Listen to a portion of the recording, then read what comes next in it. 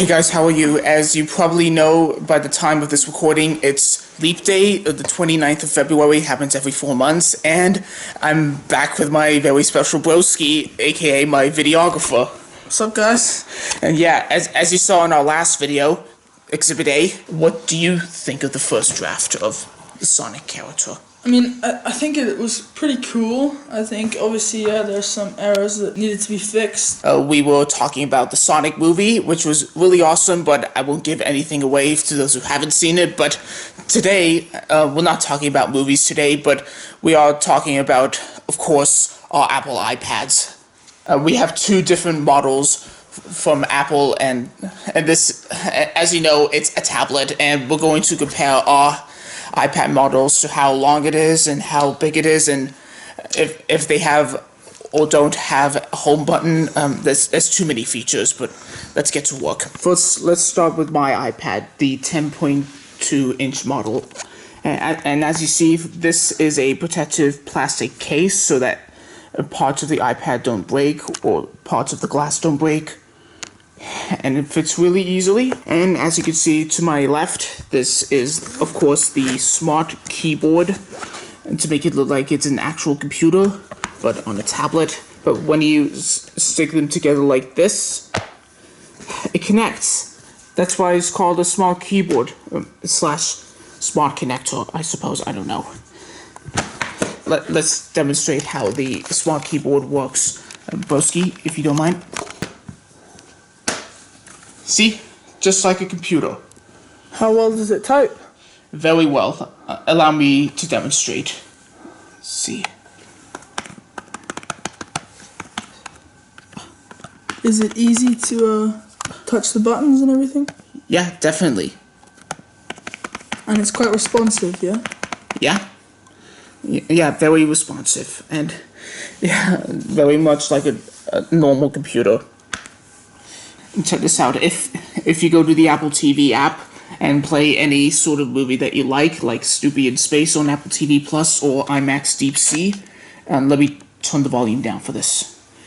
Using the space bar, you can pause right there so that you don't miss a thing.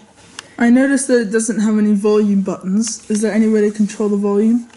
I'm not so sure how to control. What? Yes, there is. Oh, how do you do that? Do this with the up and down arrows. Oh, I see. That's and if cool. you want to skip about 15 seconds, do this. And this to skip backward. It's amazing. Very amazing indeed. And just like so, you can close the smart keyboard and the iPad closes as well. And you hear the drum roll. Now Exhibit B, my broski's newest generation iPad Pro. So, I don't have a smart keyboard like Seb, but I've decided to buy this Logitech keyboard, which works similarly.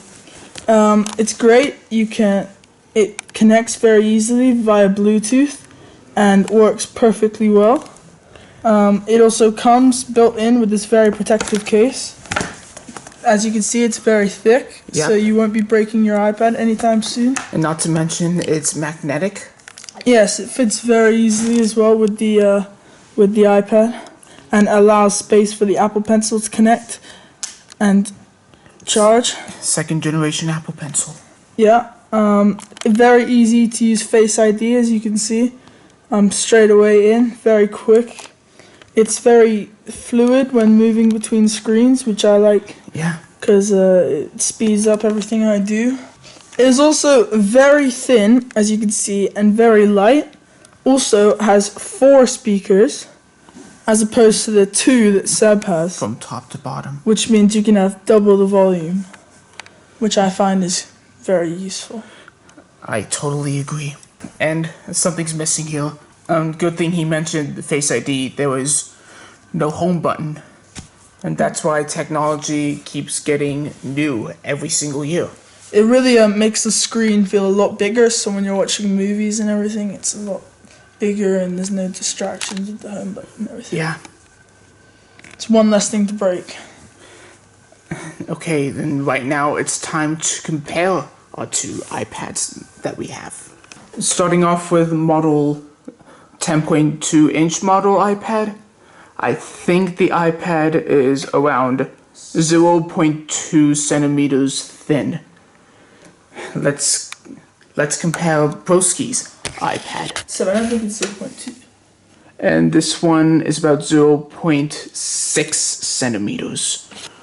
This one wasn't 0.2. This one was. What do you mean? Our See, first model? yeah, this is 0. Well, that was up to the glass. 0.7. 0.7. Yeah, there we go. Oh, okay. 0.7 and 0.6. and 0.6, maybe 0.5. So this one is definitely a bit thinner. Now from me standing up, mine with the home button and one without the home button. And I think they're the same size. Roughly the same size, but the screen, this is 10.2 inches and this is 11. 11. Yeah. Can't really. So that would mean 14. Yeah, but my screen will be about 16 centimeters. To equal 10.2 inches. And mine is about, I can't really see the edges. Mine's about, it's about the same actually, but Probably the same. a bit longer. So I'm guessing this model is 11 inches, and I know this model that I have on me now is 10.2 inches. Yeah. Obviously, as you can tell, Careful. I've got it. Seb's does not have 2 speakers on the top, That is true. That is definitely but true. they have the same on the bottom. So this one 4 speakers and this one 2 speakers. Yeah. So is that all we want to compare to those 2 models? Okay, I'll take that as a yes. And the next thing we're testing out is the photo quality of the iPads. So now Broski is just taking a photo on his iPad Pro. Now we're gonna take it on yours. Okay. Now for my model. Get down. So Not to mention, you slide this way. get all the way down, so it's the same photo. All the way down. I'll go from here. Beautiful view. There we go. Now we better go inside and keep warm before we stay cold out here forever. So this is Seb's Photo. photo, and this is mine. There's not much difference that I can see, just the light. I think the only real difference is Seb's is a bit darker. Maybe that's something technical, maybe that's just the time that he took it. Just the time that I took it. Yeah, a little darker, and the other one's a little lighter. Yeah, but they look similar, so it's good camera on both. I totally agree with you. Okay, so now no, you start. Now we're going to do the drop test with the iPads. So we got the first iPad here.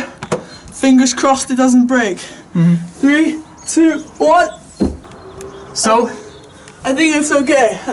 Now we'll do my one. okay. 3, 2, 1. I think it's alright. Let's go check out the results. Okay. Okay, so let's check my iPad. Okay, it's a bit dirty. But apart from that, no real... Those stains? Oh, a little scratch there. I don't know if you can see it. I don't see it. There's a little scratch there. That you can't really see I it. can't really see it. But I think it's fine. It's fine, and So- it's getting freezing, and Good drop test for the new iPad Pro. Yeah. And let's look at That's Seb's. Oh, just a few little like dents and scratches on the corners. oh, Must have been where it bounced. But the screen's fine. So that's a good drop test from both the iPads. okay then. Okay, it's time to compare those 2 iPad models on Apple.com. Starting off with the iPad Pro, it will cost around £769 with Wi-Fi, and my iPad that I got will cost around £349 for 32 gigs. And a lot of prices here, and that will cost a lot of money to buy the latest iPad Pro, especially with the terabyte, which cost over $1,000. And I'm glad I stuck with the 32 gig version of the 10.2 inch model of the iPad. It's very expensive, isn't it? Yeah. I think that's the end of our iPad video. Yeah, that's it. That's it from us comparing our two iPad models, and if you liked what we just done, be sure to write your own thoughts down below. Subscribe today for new videos from me, probably not him, he doesn't have a YouTube channel yet, and you can follow me on my socials, the links are in the description, and yep, thanks for watching our video, and I'll see you on the next vlog or trailer reaction on my YouTube channel, and I'll see you later. Okay,